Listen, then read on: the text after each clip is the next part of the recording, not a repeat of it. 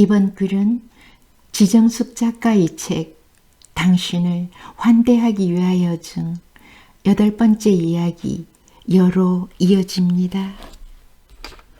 모든 게 엉망이 된 느낌이다. 도대체 언니는 무얼 믿고 나를 이런 구덩이에 몰아넣었단 말인가.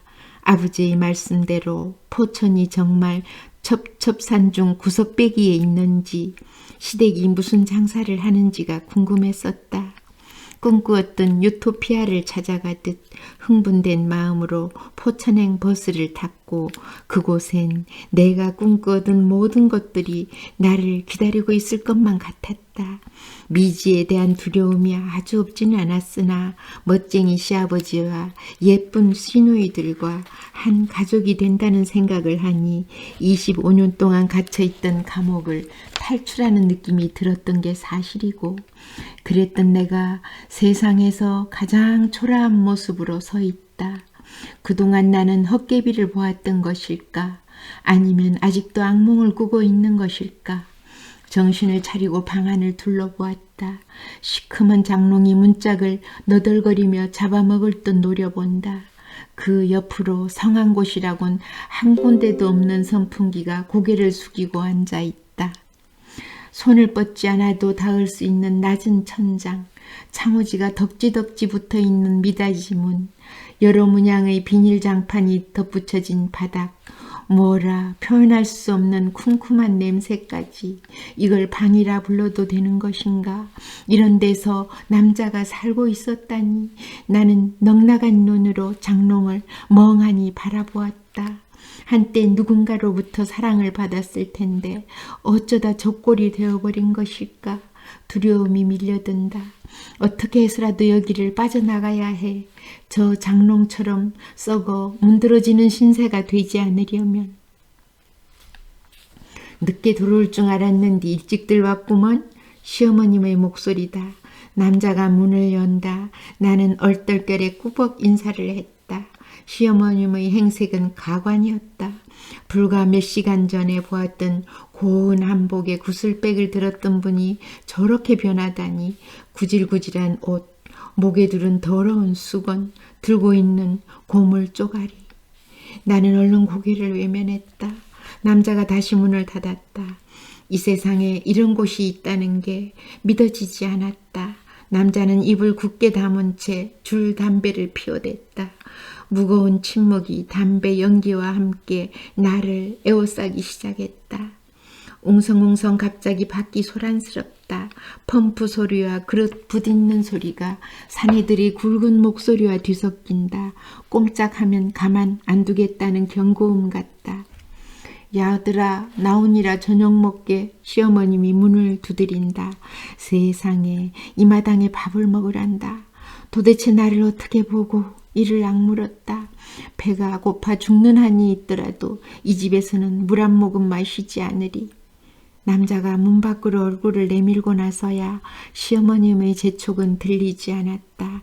이제 나는 어떻게 되는 것인가? 어떻게 해야 하나? 바보 천치 같은 년. 두 손 들고 환영 좋아하네.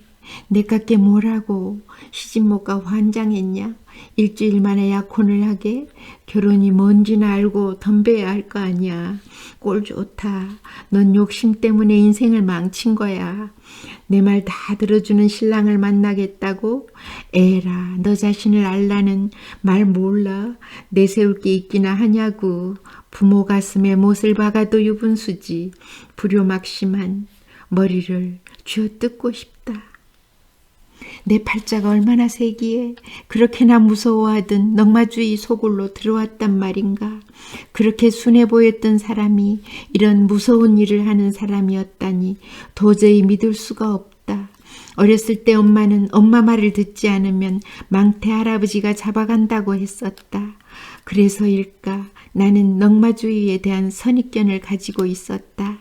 깡패, 사기꾼, 강도, 도둑, 동네에 나타났다 하면 쏜살같이 집으로 달려와 문을 걸어 잠갔고 등 하굣길에 망태맨 사람이 보이면 지름길을 포기하고 샛길로 돌았다. 그가 서서히 다가온다. 소름이 돋는다. 손을 잡는다. 획 뿌리쳤다. 진정 내 목숨과 다름없는, 세상을 다 준다 해도 바꿀 수 없는, 부모 형제와 떨어져도 전혀 외로움을 느낄 수 없는, 보고 있어도 보고 싶은 그런 사람을 만나고 싶었는데 숨이 막힌다. 아랫배도 터질 것 같다. 난 문을 열기 위해 일어섰다. 남자가 앞을 가로막았다. 나는 화장실에 가겠다고 했다. 남자가 앞장을 섰다. 아, 나는 철창에 갇힌 게 분명하다. 누가 구해주지 않으면 평생 빠져나갈 수 없는. 화장실은 대문간 왼쪽, 그러니까 뚝이 넝마주의 아저씨들의 방 뒤에 있었다. 남자와 내가 나타나자 아저씨들이 얼굴을 내밀며 힐끔거린다. 무섭다. 나는 얼떨결에 남자의 팔짱을 끼고 말았다. 화장실은 천막과 비닐로 뒤덮여 흉물스러웠다. 나는 문을 열지 못하고 머뭇거렸다. 미안해요. 내가 밖에서 기다릴게요. 발 잘 디디고요. 남자는 문을 열어주며 연신 굽실거렸다. 달빛이 정신 차리라는 듯 사정없이 쏘아본다. 나는 문을 닫고 조심을 다해 쪼그리고 앉았다. 발판이 삐걱댔지만 그걸 따질 때가 아닌 것이다. 그리고는 어쩔 수 없이 볼일을 봤다. 세상에 이렇게 시원하고 개운할 수가. 더럽다고 눈살을 찌푸렸던 내가 더 더러운 것을 배설하며 카타르시스를 느끼다니. 조금은 미안해도 되련만 나는 도도하게 그곳을 빠져나왔다. 남자는 문 밖에서 담배를 피우며 서성대고 있다. 나는 본체만 채 뚝 가장자리로 다가갔다. 강물을 내려다보았다. 우리 동네 뒷강을 보고 있는 것 같았다. 살 것 같다. 잔잔한 물소리가 들린다. 고기가 튀어오르는 소리도 들린다. 우리 동네 뒷강에서도 이런 소리가 들렸었다. 이제 그만 들어가요. 모기가 많은디. 남자의 목소리에 정신이 번쩍 났다. 들어가다니 어디로 들어간단 말인가. 차라리 살려주세요 소리치자 동네 사람들이 나를 구해줄 거야. 나는 휙 몸을 돌렸다. 그대로 달아나며 소리를 지르던 참이었다. 남자가 재빨리 내 앞을 가로막았다. 남자와 정면으로 마주섰다. 문간방의 아저씨들이 떠올랐다.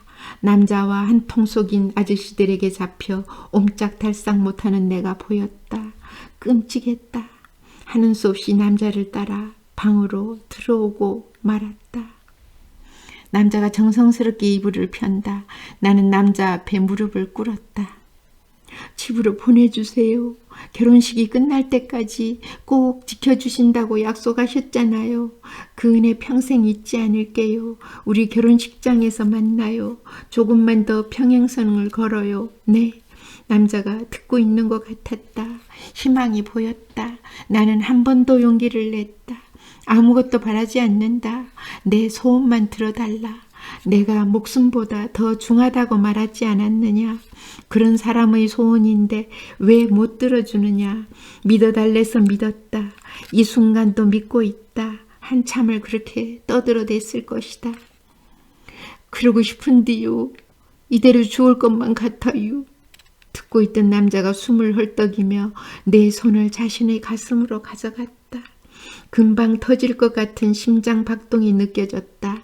나는 겁이 났다. 언니는 여자가 남자의 말을 들어주지 않으면 남자가 병에 걸릴 수 있다고 말했었다. 신랑 될 사람이 병에 걸리면 큰일 아닌가? 어차피 나는 혼인날을 받은 약혼녀다.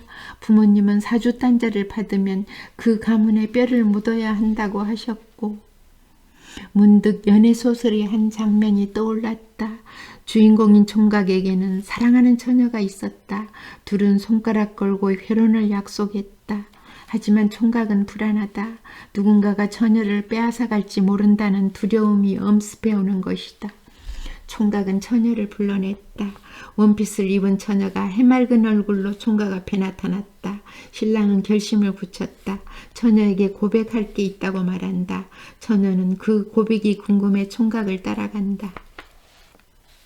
총각의 방, 총각이 처녀의 어깨를 다정히 감싸 안는다. 처녀가 움찔하며 어깨를 움츠린다. 총각은 그런 처녀가 더 좋아졌다.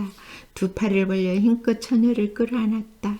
처녀는 숨이 막히고 뼈가 으스러질 것 같아 발버둥을 친다.